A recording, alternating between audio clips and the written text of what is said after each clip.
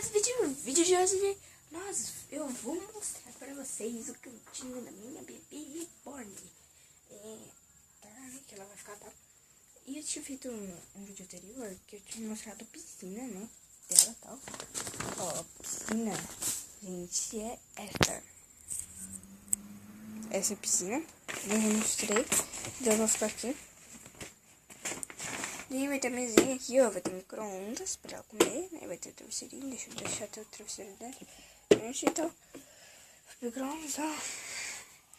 Eu já volto aqui arrumando a caminha dela. Pronto, a caminha dela. Ela vai ter um travesseiro, mas eu não vou mostrar o travesseiro, uma coberta. Cobertinho, ó. Esse é o travesseirinho dela. Já é velhinho, já. E daí tem esse ursinho, que eu vou deixar ele meio de ladinho. Daí tem que esse vai aqui do lado, né? Então fica meio pouco espaço pra ela. Fica meio pouco espaço pra ela. Mas tá, por isso que eu não gosto de colocar.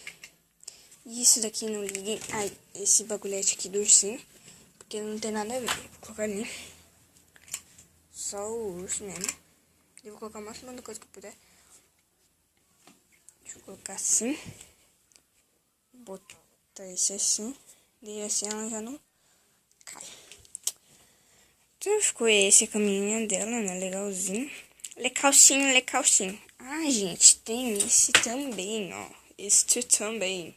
Eu tanto urso, gente, tanto ursinho, que eu já nem sei mais como que eu vou deixar ela. Ó, uma visão daqui. Uma visão de cima. E uma visão assim. Assim acho que a visão é mais legal, né? Eu vou mostrar o micro-ondas dela também. Mostrar pra vocês que funciona mesmo. Ó, tipo, tá aqui, né? Daí ele gira. Se tu quiser deixar abertinho e girando, ele gira, ó, mesmo. Ele fecha, tá? O barulhete. E ó, tipo, vamos supor que eu quero 1 minuto. Tá ali, daí ó. Só eu apertei. Ah, não sei se dá de ver, ó. Mas tá girando. Agora é só esperar 1 minuto.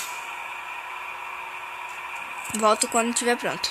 Ó, gente, ó, apitou, não sei se deu pra ouvir o barulho. Daí você pega aqui, tal, pega as coisas. Ó, não tá quente, óbvio, né, gente?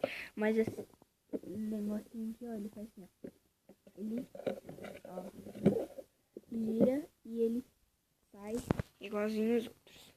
E agora a gente coloca, fecha e está pronto para mais uma nova mamadeira ou papinha, né? Foi esse vídeo, espero que vocês tenham gostado. Deixa um like, se inscreva no canal e... Opa, e fui!